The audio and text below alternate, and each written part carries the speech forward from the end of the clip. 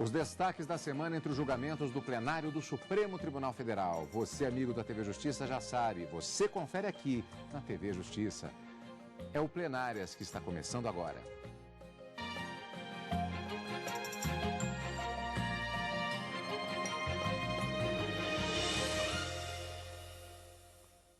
E é uma semana que foi marcada pelo retorno dos trabalhos para o segundo semestre de 2013 e também uma sessão, especificamente essa do dia 1º de agosto, que também foi marcada por uma característica, a predominância de processos relativos à reforma agrária.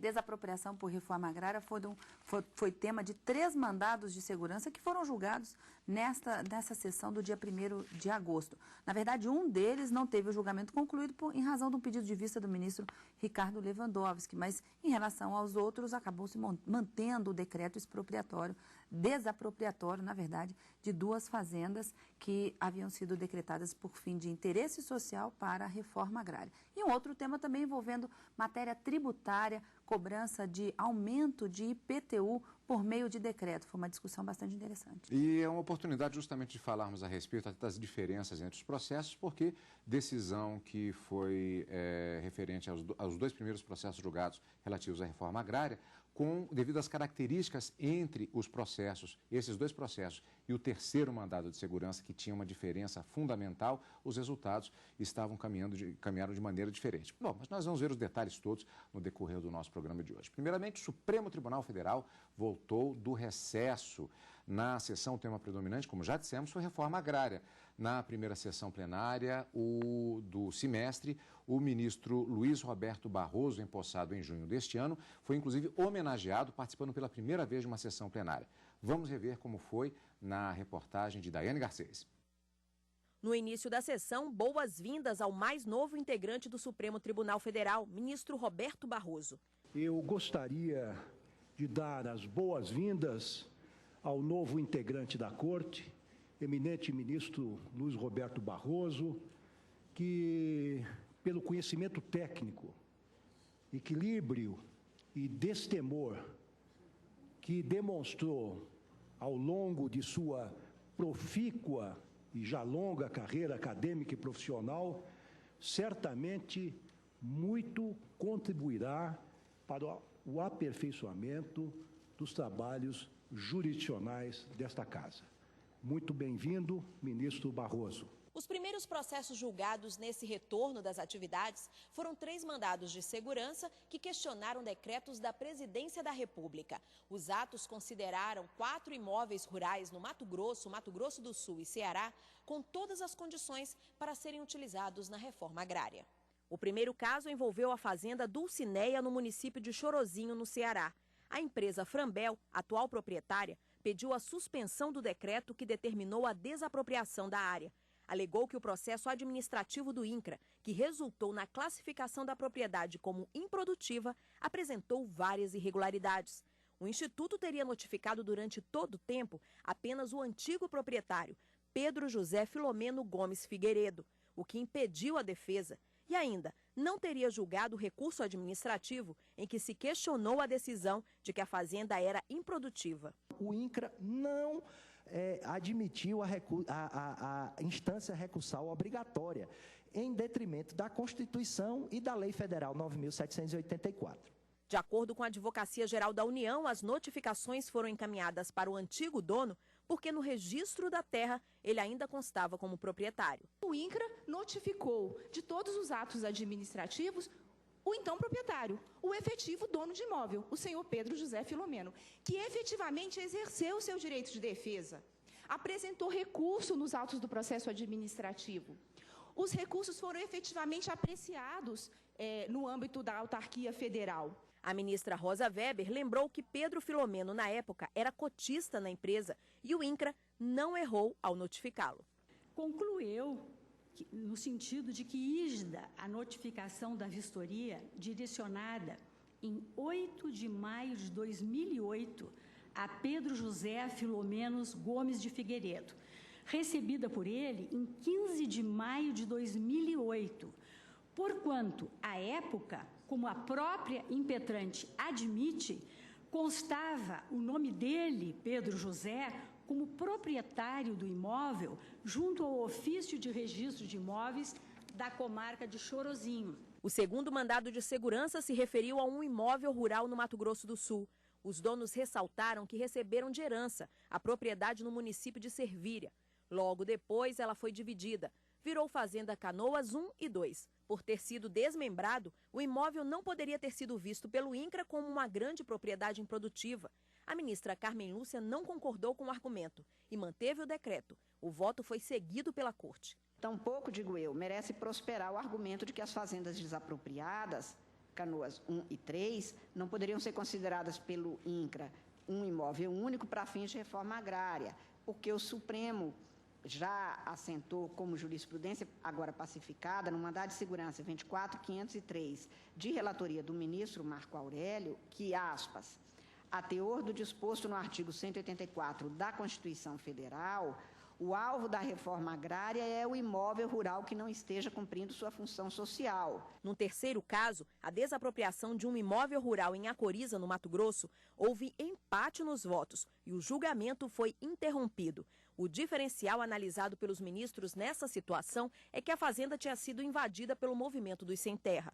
Nós temos documentação revelando que o imóvel foi alvo de esbulho, foi alvo de invasão, em que pese a existência, inclusive, de pronunciamento judicial para alcançar-se a reintegração, esse pronunciamento judicial, ele não alcançou concretude maior.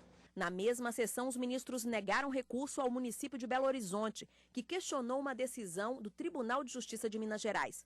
A prefeitura aumentou por meio de decreto a base de cálculo do IPTU, Imposto Predial Territorial Urbano, em mais de 58%.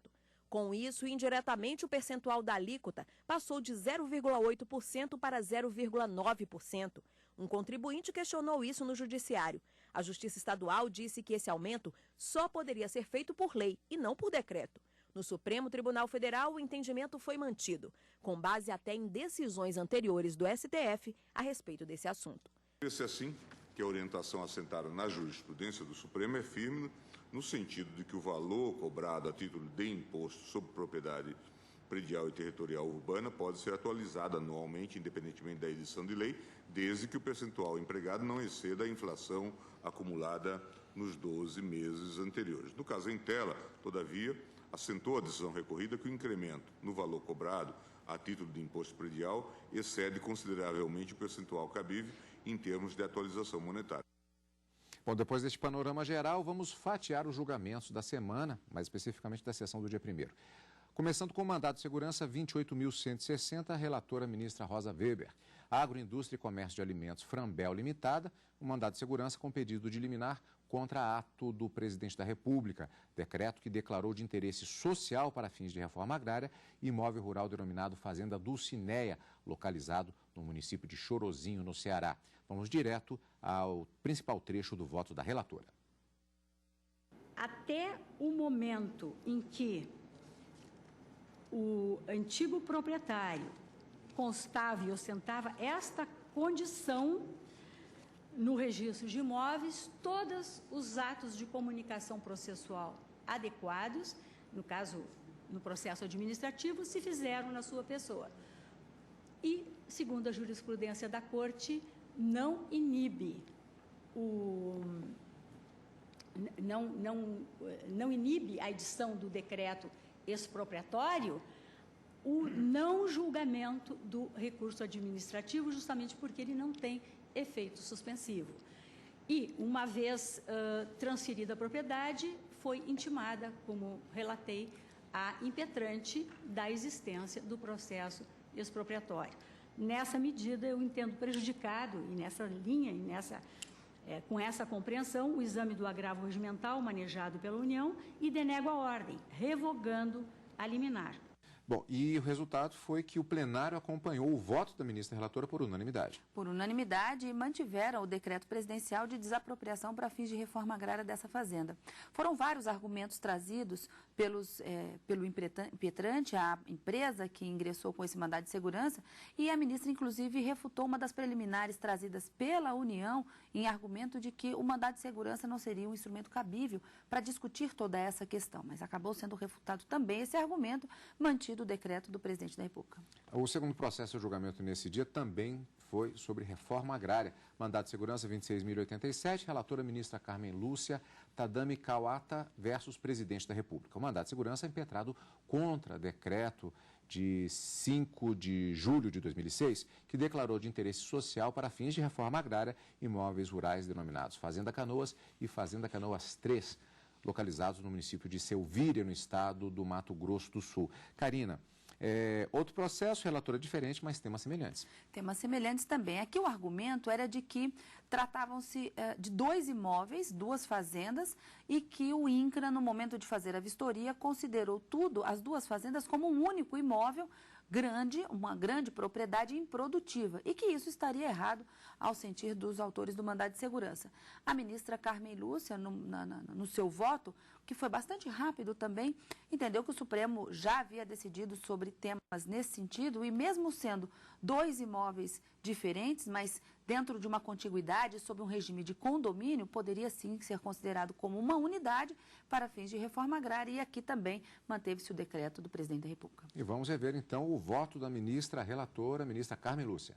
Pelo que realçou a autoridade indigitada coatora nas informações que, aspas, o fato de os quinhões hereditários não serem proporcionalmente iguais e o fato de que há herdeiro que receberá, se for o caso, apenas quinhão no imóvel Canoas 3 e não receberá cota à parte no imóvel Canoas 1, não são causas impeditivas da desapropriação.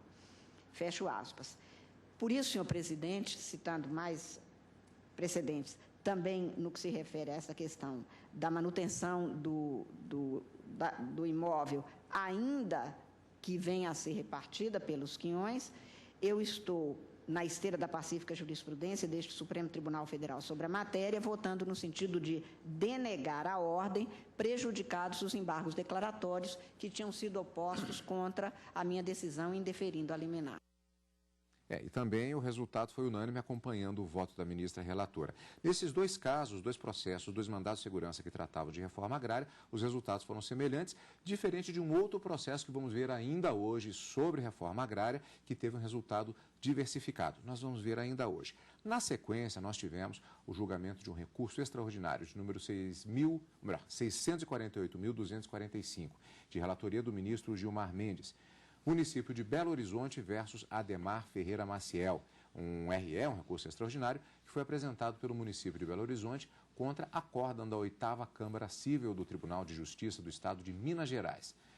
Aquele colegiado, por unanimidade, negou provimento a um recurso de apelação cível em que se discute a majoração da base de cálculo do IPTU por implicar aumento de tributo e que isso estaria adstrito à existência de uma lei em sentido formal. Karina, isso inclusive estaria, 2 questões, isso estaria previsto na Constituição, segundo o argumento apresentado, e ainda existe essa questão da definição do que é uma lei em sentido formal. Isso quer dizer, a Constituição prevê que para se aumentar, para se criar um tributo, ou mesmo para se aumentar o tributo, é necessário uma lei em sentido formal, ou que a gente chama também de reserva legal.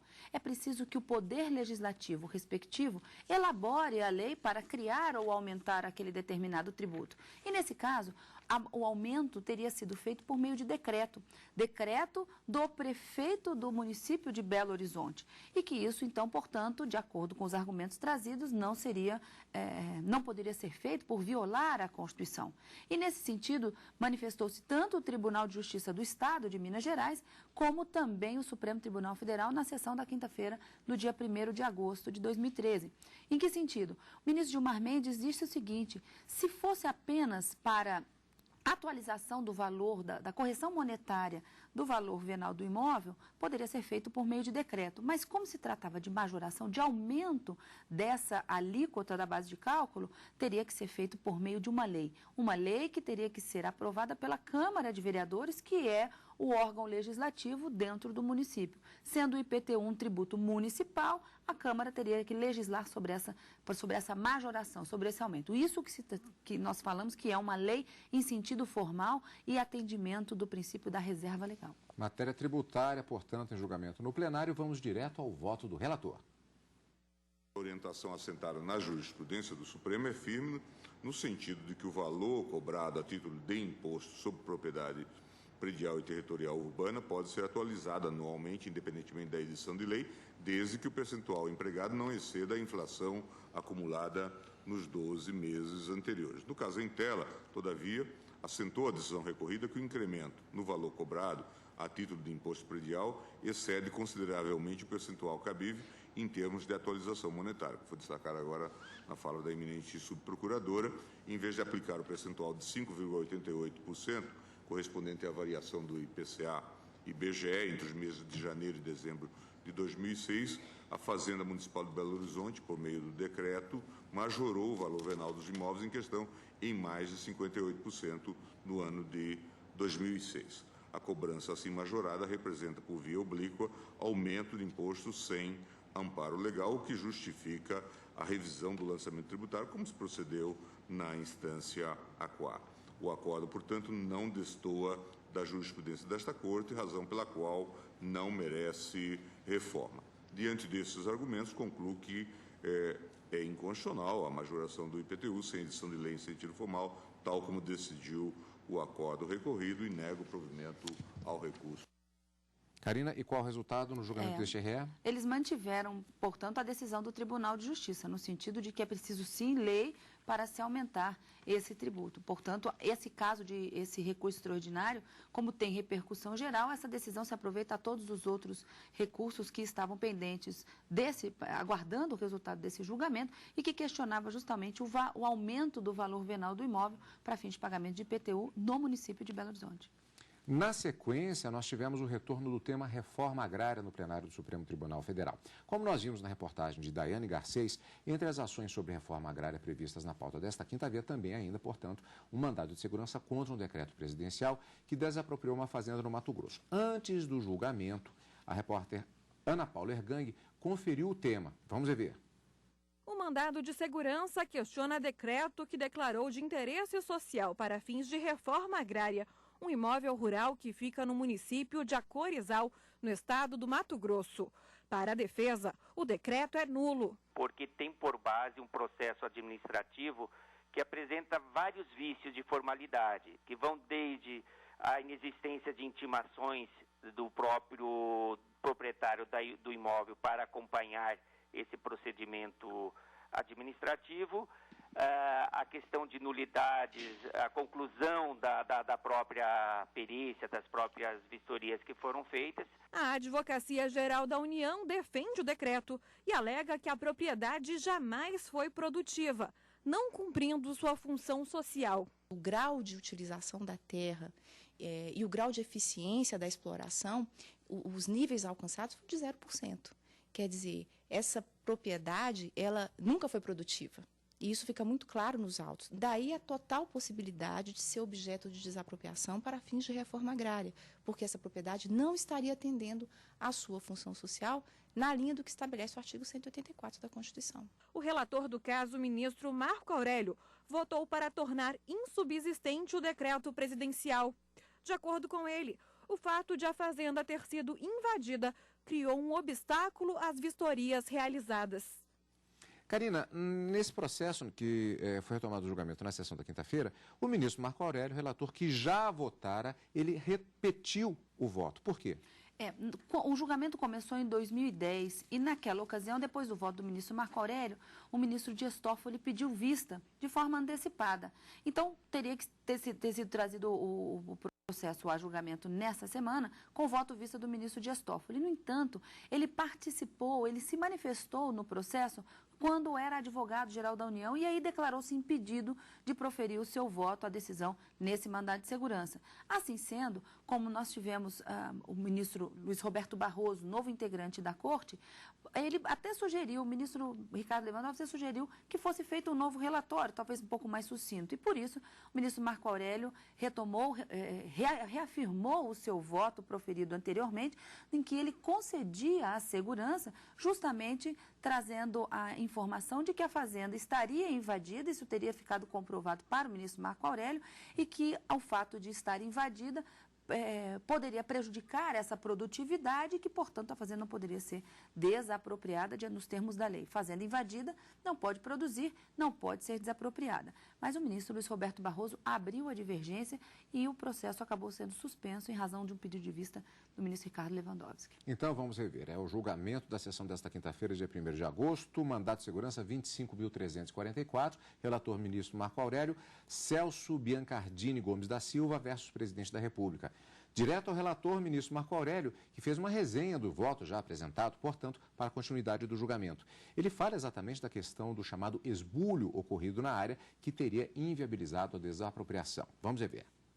A partir dessa premissa, da premissa referente ao esbulho, que inviabilizou, inclusive o imóvel ainda se encontrava invadido quando houve a vistoria, inviabilizou, portanto, a exploração do imóvel, eu estou deferindo a ordem. E, inclusive, aponto que há manifestação de que não se teria um imóvel adequado a assentamento, né? Considerando os elementos do diagnóstico do meio físico como solo, clima, vegetação e hidrografia, que determina o maior ou menor grau de limitação para o seu uso, é a área possuidora de várias limitações para o aproveitamento na agropecuária e prossegue. Por isso, mantenho o voto, presidente, implementando a ordem para cassar o decreto de desapropriação. E como já dissemos, o ministro Roberto Barroso, que participava pela primeira vez após ser empossado no Supremo Tribunal Federal, ele votou na sequência divergindo. Vamos rever. Essa é uma questão de complexidade fática tão grande que deveria ser solucionada pelas vias ordinárias. De modo que, em primeiro lugar, compartilhando a minha dificuldade de produzir uma solução justa aqui, impressionado com a certidão citada pelo ministro Marco Aurélio, a qual se contrapõe um laudo que diz é só 1%, e este 1% não foi objeto de esbulho no sentido de que o movimento invadiu. Ela é objeto de uma disputa privada, sendo que uma das partes privadas teria dado incomodato ao MST. Ministro Fux, é muito complicado para eu me sentir confortável para decidir para um lado ou para o outro. Como se trata de mandado de segurança, o meu sentimento é denegar a ordem e mandar as partes para as instâncias ordinárias, onde isso poderá ser devidamente aferido. De modo que esse seria, então, senhor presidente, o meu encaminhamento de voto. Com os votos dos demais ministros na sessão plenária da quinta-feira, nós tivemos um empate e, portanto, o julgamento acabou sendo suspenso, voltará posteriormente para os votos dos demais ministros, que faltam votar ainda, para que tenhamos uma decisão em relação a este processo. Um registro é o fato de que o mês de agosto é bastante significativo para a TV Justiça. Estamos completando 11 anos, mais especificamente no dia 11, sem contar também o início das transmissões, que, na verdade, começaram tecnicamente antes mesmo da inauguração no dia 11 de agosto da TV Justiça. Portanto, um mês bastante significativo, considerando particularmente também as transmissões que completam também, portanto, 11 anos, a jurisprudência viva sendo repassada para você, cidadão brasileiro, por meio da TV Justiça. E, dentro desta continuidade, desta missão da própria TV Justiça, na semana que vem, temos encontro marcado. Encontro marcado no final de semana com o Plenárias e na próxima quarta e quinta-feira com o direto do plenário ao vivo. Obrigado pela companhia, como sempre. E continue aqui, na TV Justiça.